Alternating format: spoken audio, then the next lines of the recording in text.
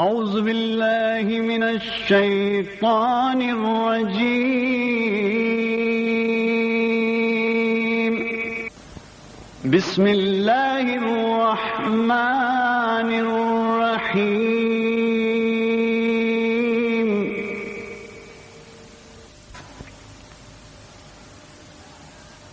الله لا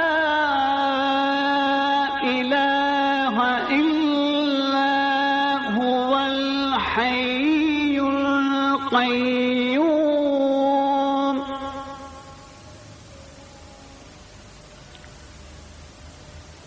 لا تأخذه سنة ولا نوم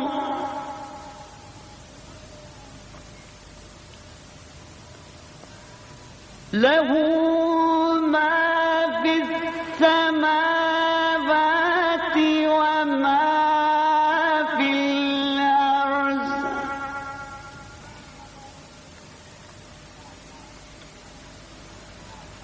من ذا الذي يشفع عنده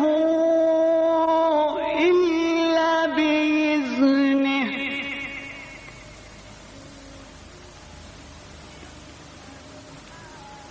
يعلم ما بين أيديهم وما خلفهم ولا يحيطون بشيء بسم الله الرحمن الرحيم. In the name of Allah, the Merciful, the Compassionate. All praises to Allah, the Creator of the universes and their Sustainer, the Provider of believers and unbelievers. And may His choicest blessings be on the seal of His prophets, the last of His messengers and His holy progeny. And in particular, may His incessant blessings ever flow on that beloved daughter of the holy Prophet, on Fatima Zahra, salamullahi alayha. Before in all Muslim sources, all Muslims are almost unanimous that Bibi Fatema Zahra is a result of a fruit from paradise. We have various versions, both amongst Shiite historians and Sunnite historians, as to exactly how she came to be conceived. And I do not wish to take you into those details, primarily because time does not allow us. But the net bottom line of all those reports, whether from Shiite sources or Sunnite sources, is that either the Holy Prophet was called on to heaven during one of the ascensions, because Mi'raj was not only one, that was but one of the occasions on which the Holy Prophet went to the heavens. His visits there were quite a few, and it was during one of those visits that Allah asked Jibreel to take him to a special place in the heavens, and there, according to one set of traditions, he was offered an apple, and he was ordered to eat that apple, and immediately on descending to earth, meet with his wife Khadija alayha salam, for on that night was Bibi Fatema Zahra to be conceived as a result of the product of that fruit in heaven. According to another set of traditions, 2 apples were given, one to be eaten by the Holy Prophet immediately, and the other to be taken down and to be eaten by Bibi Khadija alayha salam. So you can see the path chosen by Allah, that it should be the result of that fruit from heaven that should bring about the birth of Fatima Zahra alayha salam.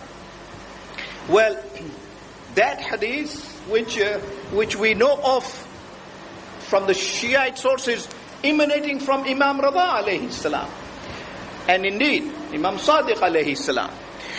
The Sunnite sources also have numerous ahadith along those lines. The second set of ahadith that we have, which is also reported on the authority of Imam Sadiq alayhi salam in Bihar by Allama Majlisi alayhi rahmah. And it was this, that one evening when the Holy Prophet was sitting with about half a dozen of his companions, Hazrat Amir alayhi salam was with him on that occasion. His uncle Abbas was with him. Miqdad was with him. Umar, it is said, was with him. And suddenly Jibreel descended and said, "Oh Muhammad, from tonight onwards you will keep away from Khadija for 40 nights. And you will fast during the days, pray at night, and you will eat only of what I bring for you." And so the Holy Prophet did. And on the last night, he was told that he will be a special guest of Jibreel. And on that night, Jibreel came down with a full tray of fruits from heaven. 2 kinds of fruits, particularly identified in the hadith, are dates and grapes. And the Holy Prophet that night told Imam Ali alayhi salam to sit at the gate of his house, because the Holy Prophet always entertained guests and always partook his iftar with a number of guests. On that night, he says to Imam Ali alayhi salam, "I am not permitted to share this food. It is haram on any person on earth except myself." And it is after partaking that dinner, Jibreel washes his hands, Mikael dries his hands, and he is told, "Tonight you will not engage in the usual prayers of night. You will go straight to Khadija, and tonight will a girl be conceived who will be known as Fatima." And that is indeed how, according to this set of traditions, Bibi Fatema Zahra was born. I do not mind, as I said, which tradition one accepts, but whichever source one looks at, one finds that her coming into this world was ordained by Allah subhanahu wa ta'ala in a method that had communication directly from heaven. And Aisha therefore says that when I saw the Holy Prophet doing something unusual, she always kissed Fatima, but there were times when he would specifically kiss her throat. She asked him, "Ya Rasulullah, why this?" And the Holy Prophet narrated this source of birth, of conception of Bibi Fatima Zahra alayha salam, and said, "Whenever I yearn for heaven, when I am on earth and I kiss Fatima, I get that fragrance of heaven." So you can see the number of ahadith that flow from Sunnite sources on the question of the conception of Bibi Fatima Zahra alayha salam. I do not wish again to take time setting out those ahadiths, but for the interest of those who wish to have those sources, then the first source is Tariq al-Baghdad, and that is contained in volume 5 at page 78, setting out the full hadith of how Aisha narrates how the Holy Prophet went to heaven and obtained the fruit there and ate from that fruit. One finds that particular hadith repeated by Khawarizmi in his book Maqtal al-Hussein in the first volume at page 63. And one finds that a similar hadith comes from Umar ibn Khattab. And his hadith is reported also in Maqtal al-Hussein in the first volume at page 68. Very similar hadith, except that there is one bit added in the hadith from Umar ibn Khattab. He says that not only therefore did this fruit give fragrance of heaven to the Holy Prophet, it gave a permanent fragrance to Bibi Fatima Zahra alayha salam. So that whenever she was present at a meeting, there would be that fragrance of heaven emanating from her because of that source by which she was conceived. Tabari mentions hadith along exactly the same lines in Zakhair al-Uqbi at page 36 of his book, and one finds Baghazali reporting exactly that kind of hadith in his book, and that is Manaqib at page 320. Well, as I said, these sources, which I'm cutting short, I have taken no more than two minutes to set them out. I apologize for it, but time does not permit us to go into those details, however interesting they may be. But as I said yesterday, for the benefit of those who were not there, These sources are available with me in Bombay. So those of you who, like last year, wanted copies of them are free to obtain copies of them this year as well from me. The point I wish to make is that these ahadith you have been hearing are not ahadith that have been concocted only to bolster up the position of Bibi Fatema Zahra alayha salam.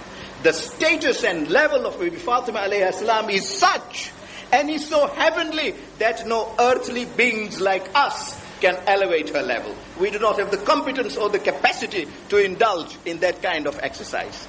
We don't need to do that at all. And all this that is being said is no exaggeration at all. It is to be found in any hadith, in any book of history that you pick up from any denomination whatsoever. And then, after conception, the time came of the pregnancy. And during pregnancy, again, not only Shiite books, but Sunnite sources also say that Bibi Khadija alayha salam kept narrating in her lifetime that she found solace in this little girl who was in her womb. Why did she need solace? And the answer is simple. It was this. The Holy Prophet at that time had enemies surrounding him all round. The Qurayshites were all against him only because he married Khadija. They wanted him to marry one of their girls. They were not pleased that he should marry Khadija. Indeed, at one stage they went to him and said, "We will give you a girl that you want, any girl you want from ourselves." The Holy Prophet knew too well that succumbing to them will interfere with the cause of his mission. And he remained steadfast. They therefore boycotted the Holy Prophet. They boycotted him altogether. They boycotted his family as well. Now a situation arose when none of them would even speak to Khadija.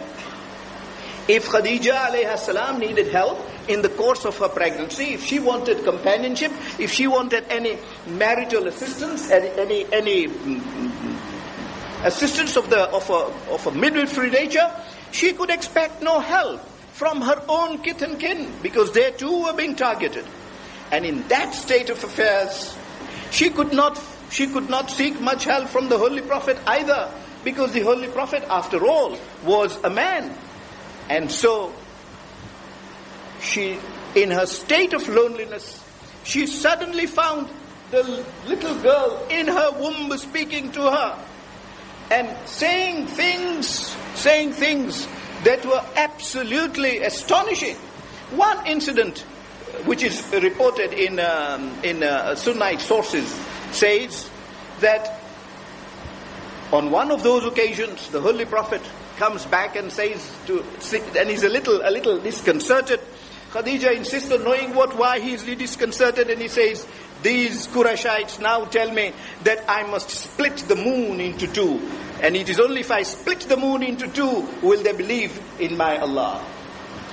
And how do I do this? In a logical way. I want to present a religion to them that will last into the centuries of logic, into our century now, for example, when we can look at Islam in an entirely logical way as the youth of today demands and is expected and entitled to demand." Well, that of course disturbed Khadija alayha salam as well. The conversation ended and the Holy Prophet went his ways. And when she remained there, lonely and desolate, for the first time perhaps not able to help the Holy Prophet, whom she helped all her life, and in that occasion when she couldn't, she suddenly heard this girl coming back to her and says, "Oh mother, do not be desolate. Do not be disappointed. Allah will never abandon my father. His cause is the cause of Allah, and Allah is with him, and you will see that he will split the moon exactly as the Qurayshites want him to do." There, Bibi Khadija was startled, stunned, that is this really going to take place? But my little one says so. And there she was, only to find that even that prediction from her little daughter comes true. She never revealed to the Holy Prophet that this daughter was speaking to her. Books don't tell us exactly why she didn't. So we are left to speculation. But one day, the Holy Prophet caught her. Because the Holy Prophet entered the room as she was replying to her little one. And the Holy Prophet turns to her and says, Khadija, whom are you speaking to? There is nobody else in this room. And Khadija says, I must reveal to you that I am speaking to this little girl in the womb, who by some miracle of Allah is able to speak to me.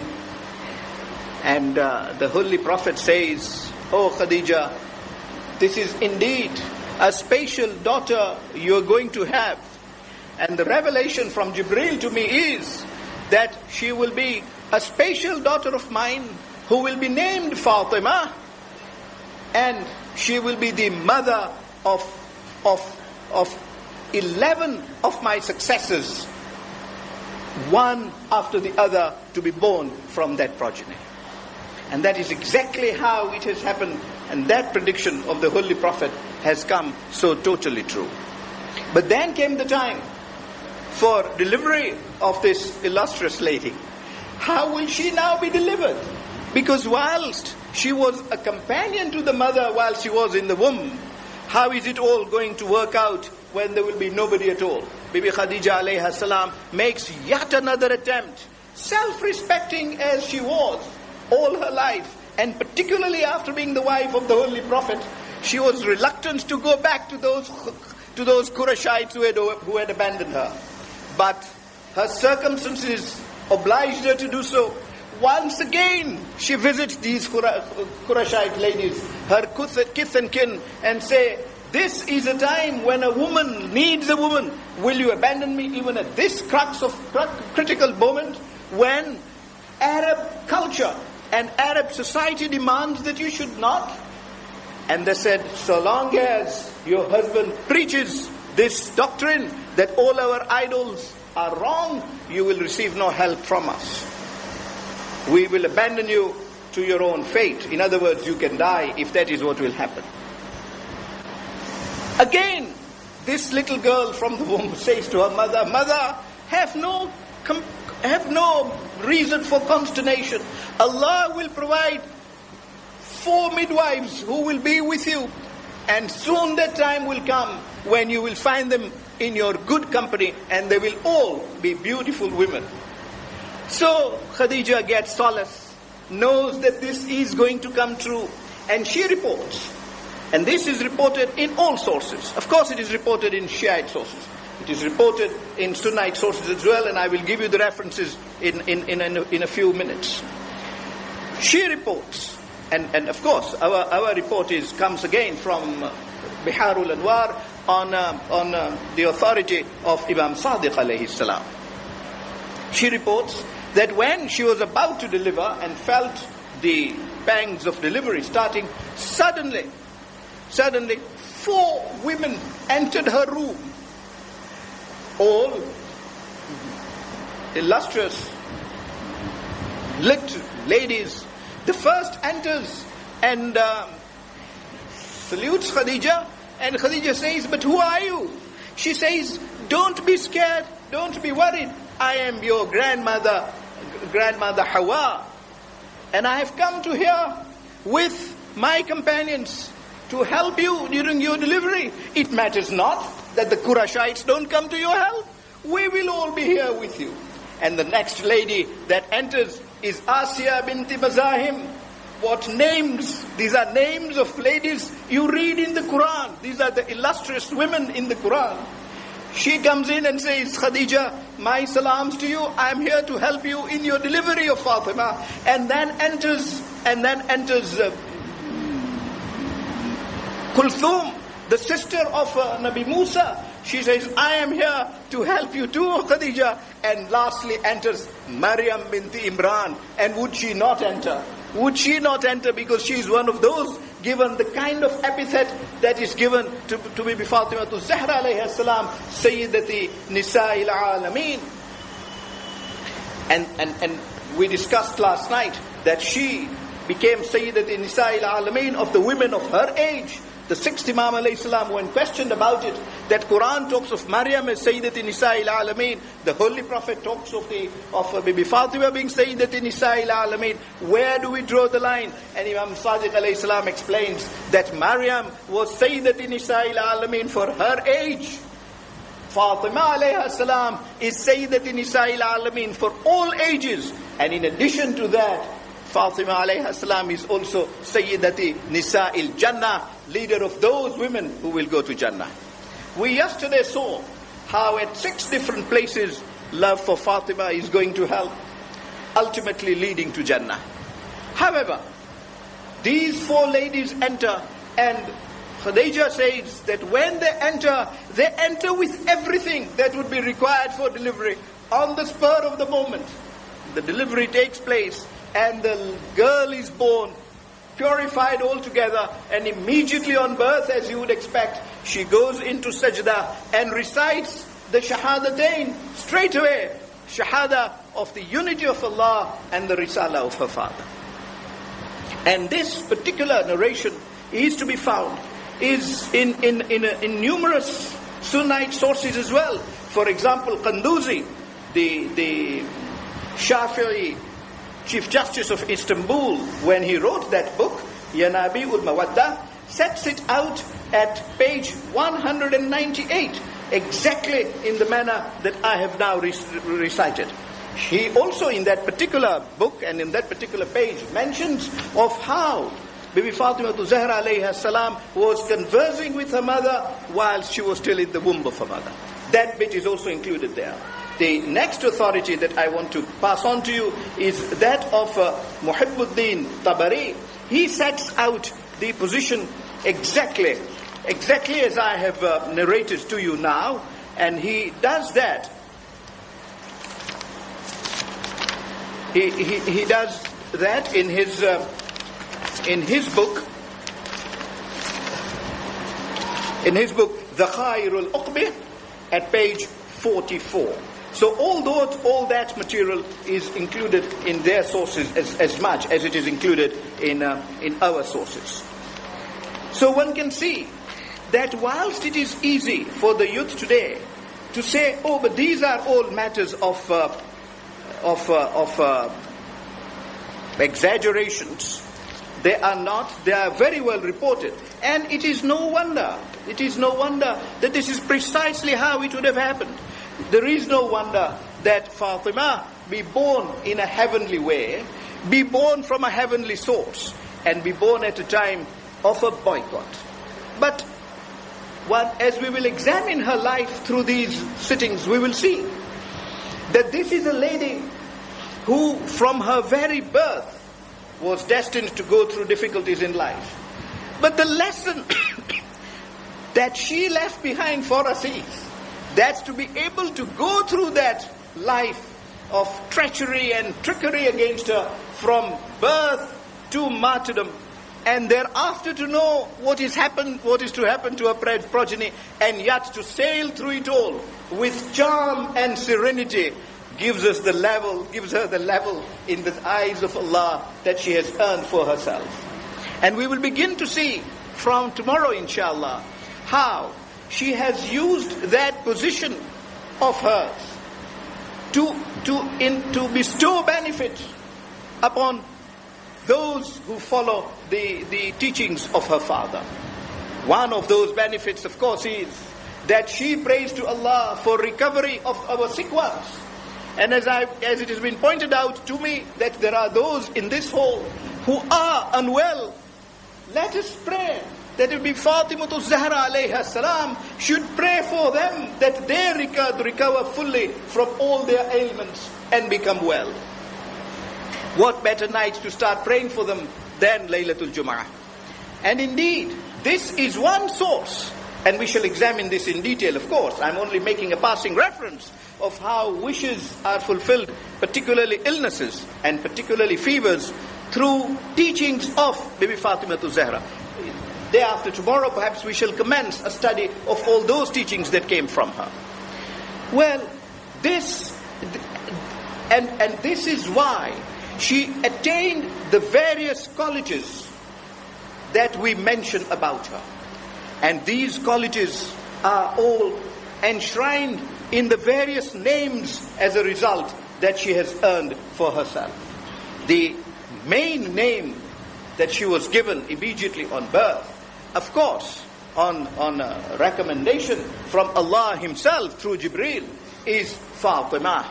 And hence that is her true name. That is the name by which she will always be remembered and she will be called on the Day of Judgment. We will discuss in the last sitting perhaps how she will be called on the Day of Judgment and what rewards she will then get. Rewards we read off in Surah Al-Dahr. But on that day, those rewards will become realities. That is the day, as we shall see, when she will refuse to enter heaven unless Allah pardons a great number of her lovers of her father, and the lovers of her dear and near ones. But we shall come to that and examine the logic behind that scenario in a few nights. For tonight, let us first consider, what does that word Fatima mean? And we get the answer to it in the hadith of the Holy Prophet himself. Again, well reported in all sources of all Muslims. No two controversies on what that word means. And it means one who extinguishes fire from not only herself, from her progeny, and also from those who love her and love her progeny. So that capacity of she being able to keep fire away, not only from herself and her progeny, but also from those of her followers and her children's followers, is a capacity enshrined in her from the date she was born, and hence that name given to her. That hadith, that this is what she was called, this is what that word Fatima means, has come to us through Imam Ali alayhi salam himself. And it has then followed from Imam after Imam. The hadith from Imam Ali alayhi salam is reported by Ibn Abbas. And indeed, that hadith flows from various sources, Sunnite, Shiite, and other sources too. One source I wish to mention immediately, lest time should not permit me later to say this, or lest I should overlook to say it. That hadith has been publicly explained by no less a person than Ma'mun Rashid. And we get this from Imam Rada alayhi salam, reported by Imam Rada alayhi salam publicly, that in one sitting, Imam Rada alayhi salam was sitting there in the court of Ma'mun. And Ma'mun turns around and says, Yabna Rasulillah, do you know how the word Fatima, what the word Fatima means and how it is done? And how that name was given to her? And Imam Rada alayhi salam replies and says, yes, Ma'mun, I know that too well, because she is my grandmother. How would I fail to know that? And the benefit of that name flows through my veins. But let these courtiers who are here hear it from your lips. And Ma'mun says, yes, Yabna Rasulullah, they will hear from my lips. I've heard this hadith from my father Harun al-Rashid, who has got it from his father Mahdi, who got it from his father Mansur, and he goes on, and ultimately comes to it to say that the source of hadith is Ibn Abbas. And Ibn Abbas says, I asked the Holy Prophet, oh Holy Prophet, why did you name your daughter Fatima? It must have been on the command of Allah. And the Holy Prophet says, yes. I then asked him, what does that exactly mean? The Holy Prophet says, it means he will extinguish fire, not only from herself and her progeny, even from those who would be the lovers of herself and her progeny. That hadith emanates from the court of Ma'mun. I always coil back and tell you, don't ask me why Ma'mun did not become a genuine lover himself. Ostensibly he was. But history does not end there. And I wish to put this across so that the youth can understand the ironies of history, of what the Imam alayhi salam had to undergo. at the hands of those who were obsessed with power, position and wealth. Those then are what we have to guard against in our daily lives when power comes, and everybody has power. Of course, the powerful have more power than the less powerful. But power is in the hands of everybody. It may be just that limited power in the hands of a husband who has power to exercise power over his wife. It may be that power of a father to exercise over his children. More generally, the power of the director over the employees. Power Allah has given to various people in various measures. It is the exercise by every one of them which is the subject of a test from him, and which will be rewarded accordingly when the time comes. And hence the importance for us from these sources that the Aimma alayhimus salam have taught, to see how that lure for power kept them away from the truth which they were propagating themselves, truth which they were advocating themselves in their own courts, uninvited by the Aimma alayhimus salam. For example, in this particular incident, it is reported that the 8th Imam alayhi salam having reported this, the 9th Imam, Imam Muhammad Taqi alayhi salam, whom Ma'mun had made his son-in-law, and Allah knows best, but given the opportunity by Allah, we might one day discuss the life of Imam Muhammad Taqi alayhi salam, and the great ingenuity that flowed from his very brief life. But once he was in the court of Ma'mun, and Ma'mun asked him exactly that question. But the purpose of asking him that was ostensible. He wanted his courtiers to see that despite the fact that the 9th Imam was not there, when the 8th Imam was asked that question, how similar their answers would be. And indeed, the 9th Imam alayhi salam gave exactly that answer in precisely the words that his father used, claiming that virtue of Fatima, of extinguishing fire, flows through his veins as well. And when the courtiers heard that answer, they immediately said to Ma'mun, this is like father, like son. And indeed, this is why that hadith was mentioned by the Holy Prophet himself in his lifetime, when he mentioned there would be 12 successors after him, and asked about them what their qualities would be. He said, what qualities are you talking about? أولنا محمد وأوسطنا محمد وآخرنا محمد وكلنا محمد.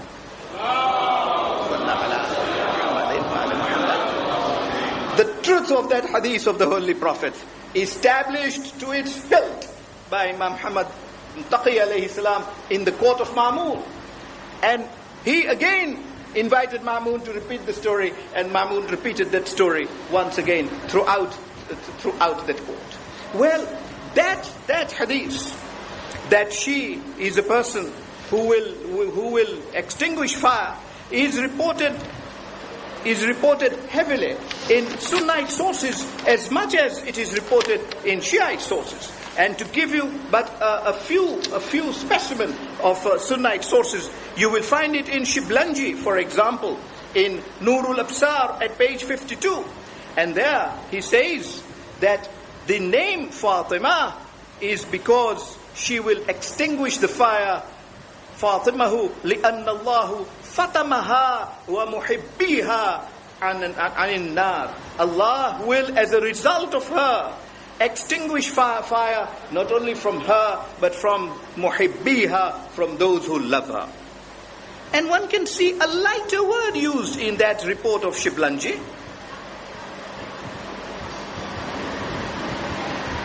The word there is not even shi'atuha. No, the word is only muhibbiha. Well, there we are.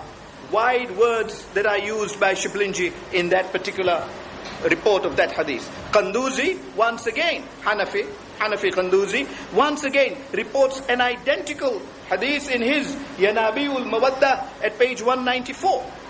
And indeed, a similar hadith from the Holy Prophet himself comes another source, and it says exactly that Fatima, because of her nature, will extinguish fire from them all. And the last one I want to put to you, that comes from Nabiul Mawadda, which did not appear in the earlier report of Nabiul Mawadda, clearly says in Allah Ta'ala, Fatima ibnati, Allah will save fire from my daughter Fatima and her children, and waman ahabbahum, and those who love her, anin nar. فَذَلِكَ سَمَّيْتْ Fatima, and for that reason was she named Fatima. So one can see abundance of authority, making it impossible to allege that these are concoctions from Shias, because they are not. The difficulty, of course, is that such criticisms emanate from those who do not know. And I have all sympathy for those who do not know and who ask, because then they learn. And it is these sittings which must be used in my judgment, and I seek to do so whenever I have an humble opportunity to do so in the Western countries as well, to acquaint our youths with the notion that these facts are there, all enshrined in Sunnite works. Some people in the world have an agenda of not setting them forth for their own purposes. I have no quarrel with them, because these are not political sittings. All I wish to say is that these criticisms, when are made against us, that we have exaggerated things or concocted them, must be met in a logical way, not by emotional answers, but by actual physical presentation of literary material, which fortunately is available till today. And it is important to preserve that material, because we are not sure whether that material will continue to last. Well, I promise that I will deal with the 9 names of this lady tonight. The clock, of course, never waits for everybody, but I hope even at a speed I will do so that we are able to make progress in our agenda as we laid out yesterday. The second name that and this hadith of 9 names, may I first lay my foundation and say, comes to us from Imam Sadiq alayhi salam, again set out in Bihar. He says that near Allah, my grandmother Fatima has 9 names, and these 9 names therefore emanate to us, reach us through the 6th Imam alayhi salam as names of this lady near Allah. There are other names as well. Time permitting, we shall discuss a couple of them too. And the second name that Imam Sadiq alayhi salam discusses is Siddiqa. Now, there slight controversies have arisen as to exactly what Siddiqa means. Some have said the meaning we advocate is the truthful. And we say that when we say that she is truthful, we mean to say she has always been truthful. Never in one iota of her time did she ever lie. Now, you can see that this definition will bring problems. We will discuss the question of fadak in a few nights. And you can begin to see that definition brings problems to some politicians. How do they cope with this lady if they do not want to give her fadak? If she is Siddiqa, then her claim must be accepted. She is truthful. But isn't she Siddiqa? In that meaning of the word truthful. Before I go to establish why we say that is the correct meaning, the other meanings that have been put forward are equally acceptable to us.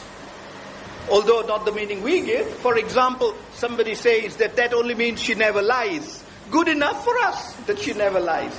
She is attuned towards truth. Good enough to us, because a person attuned towards truth will say the truth, will not lie.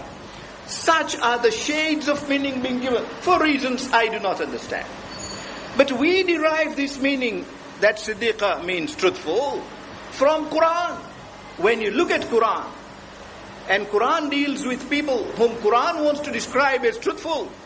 For example, in respect of Nabi Isa, the ayah of Quran clearly says, Mal Masih ibn Maryam illa Rasul wa ummuhu siddiqa. You'll find that in Surah Ma'idah verse 78. That the Masih, the son of Maryam bint Imran, was none other than a passenger. He was not a son of God. And his mother, wa ummuhu siddiqa, exactly that word used now, that we say is the name of Bibi Fatema Zahra alayha salam, and practically all translators have translated it as meaning truthful. Because Bibi Maryam alayha salam was presented by Allah as a truthful lady, had to be presented by Allah as a truthful lady, because the question of that child was a very sensitive question. An unmarried, chaste lady, suddenly coming out with a little boy. Where does she get this little boy from? This lady who everybody thought was such a chaste lady. How does she come to get? She would not do an improper thing with another man. She's not married to. So where does this child come? But the point was important because that child was to be a messenger of Allah. Allah was to fulfill so many of His agendas in the world through this particular boy. And He brought him into the earth in this miraculous way for that very purpose.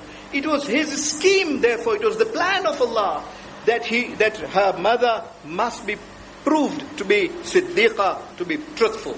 That she does not lie when she says, I have not been touched by any man at all. This is the will of Allah. And so you can see that word siddiqa in that particular context. Allah, in respect of Ibrahim, says, فَاذْكُرْ فِي الْكِتَابِ إِبْرَاهِيمَ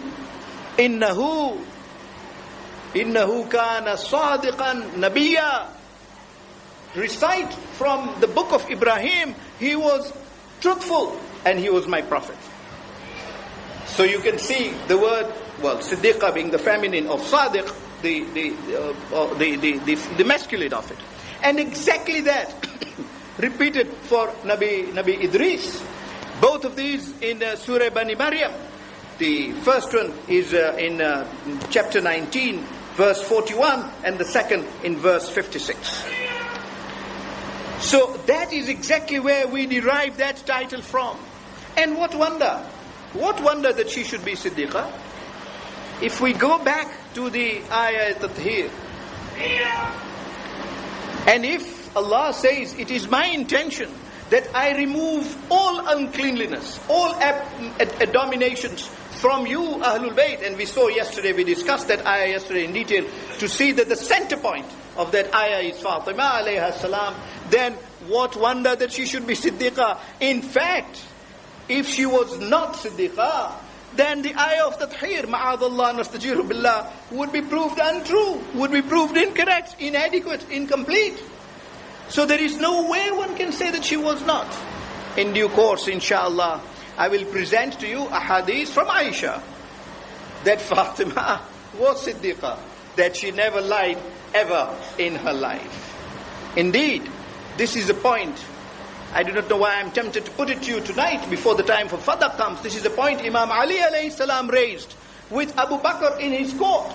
He turns round when Abu Bakr refuses to give Fadak to Bibi Fatema Zahra alayha salam. He turns round to Abu Bakr and says, "Oh Abu Bakr, supposing someone came to you in this court and alleged against Fatima that Fatima has committed a certain crime, how would you deal with Fatima?"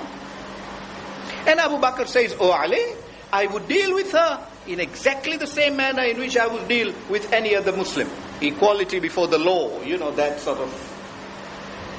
I would deal with her as I would deal with any other Muslim." And Imam Ali alayhi salam turns round to him and says, "Oh Abu Bakr, if you did that, you would instantly cease to be a Muslim yourself." Abu Bakr says, "I would instantly cease to be a Muslim myself." And Imam Ali says, "Yes indeed. Because Quran says in respect of Fatima, and he says this in the court of Abu Bakr in Masjid al-Nabawi, when the Ansars were all present to listen to this. He says, in Quran, Allah says for her, إِنَّمَا يُرِيدُ اللَّهُ لِيُذْهِبَ أَنْكُمُ الرِّجْزَ أَهْلُ الْبَيْتِ وَيُطَهِّرَكُمْ تَطْهِيرًا. How can Salli ala Muhammadin wa ali Muhammad. My apologies, I must not deprive you of this great thawab of reciting salawat, particularly on Laylatul Jum'ah, because the thawab for salawat on that night is immeasurable according to the hadith of the Prophet himself. May peace be upon him and his descendants. Well, Imam Ali alayhi salam says, will you take the word of the Muslim as superior to the word of Allah? Allah says she is incapable, she is a ma'asuma, she is cleansed of all wrongs. She will not do any wrong ever in her life. Will you believe the word of that Muslim as against the word of Allah? And if you do not believe the word of Allah, you instantly cease to be a Muslim. That of course made Abu Bakr totally dumbfounded, and could not progress any further in that particular argument. So one can see that there is no choice in that respect except to accept that she was Siddiqa, she was truthful. The third name that we mention of her is Tahira. Well, indeed, she is Tahira, because the ayah of Tathir says the will of Allah is not only to purify, but to purify her with a thara purification, tahharahum tathira, that level of purification. So obviously she is Tahira, and she is also Zakiyah, because that is chastity. That is chastity in a woman. That level of purity and keeping away from all kinds of impurities. I'm rushing through these names which I can deal with to save time tomorrow. And yet I find that one or two things ought to be said. That Zakiyah part, I've jumped over Mubarakah, which I will deal with tomorrow because that needs a little more explanation. But that Zakiyah too, it is not only an unlawful act with a na-mahram that makes a person unchaste. No.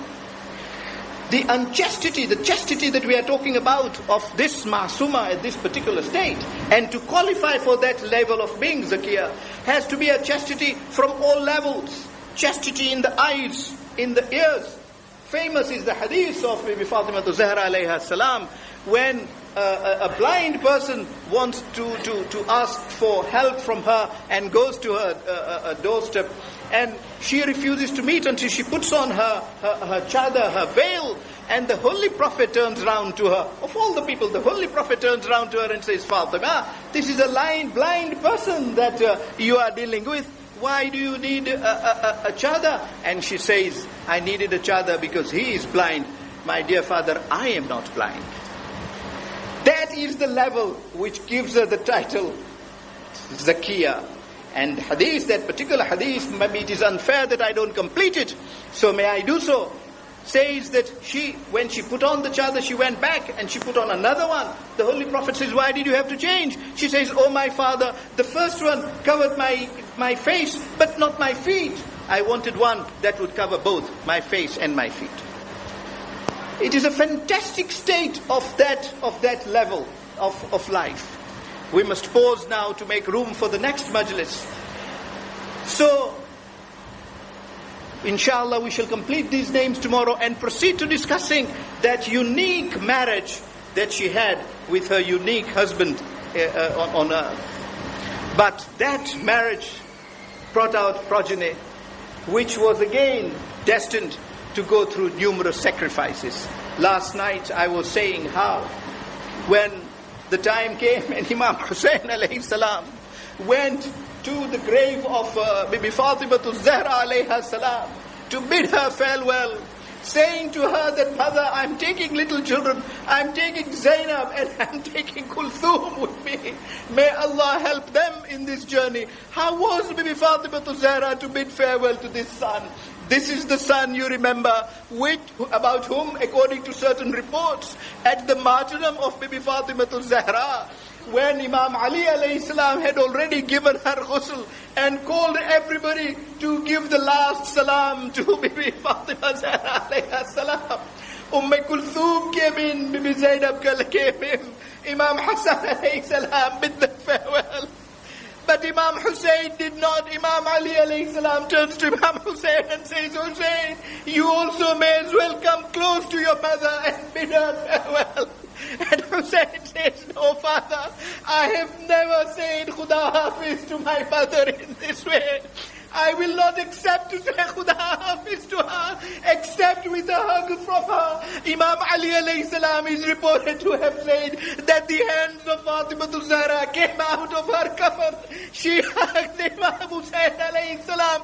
The angels in heaven started crying, seeing that sensational motion on earth. Imam Ali alayhi salam separated them. If this is the son who will only say farewell to her in this way, how is Fatima Zahra to say farewell on that night when Walid asked for bay'ah from Imam Hussein alayhi salam? Is she to come out of the grave then and give Imam Hussein alayhi salam a hug? She says, no Hussein, no Khuda Hafiz to you, just as you did when I passed away. You go ahead, I am coming all along with you. You will always at all stages find me with you. And don't worry about Zainab and Kulthum. Even when you will not be with them, I will surely be with them. And indeed, when they were in prison in Damascus, the warden in Damascus comes to the fourth Imam alayhi salam and says, oh Ali, I have been very lenient with you because you are such a noble family. You are such well-behaved prisoners. But every night, one of you ladies goes out. She goes to the back of the prisons and laments and cries and wails at the back of the prison. The fourth Imam alayhi salam says, no, you are making a mistake. None of us goes out. You lock us in. How can we? And he says, Yabna Rasulillah, these locks mean nothing to your family.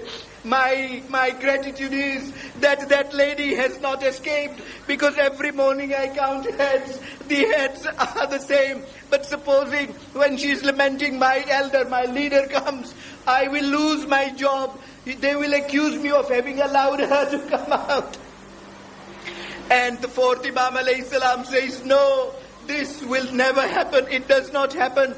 You go. Tonight, if this lady goes out and cries behind the prison, come and report to me immediately. That night too, he goes and reports to the fourth Imam and says, Ya Ali, you were saying she doesn't. She has. Can you hear her crying? She is behind there. And I always suspected it was this lady who was going out, pointing to Bibi Zainab alayhi salam. The fourth Imam alayhi salam says, why do you suspect her? She says, the voice of that lady behind is so similar to the voice of this lady. Her style of crying is so similar to the style of that lady. And the fourth Imam alayhi salam says, you are so mistaken. This lady is inside the prison. The lady outside is different. You do not know the lady who is outside. The lady who is outside is my grandmother Fatima Zahra. She is the mother of Hussein alayhi salam. She is in this journey with us at every stage. And at every stage, she is lamenting her son, just as Zainab is lamenting. ألا لعنة الله على القوم الظالمين وسيعلم الذين ظلموا أي منقلب ينقلبون إنا لله وإنا إليه راجعون رحم الله من يكره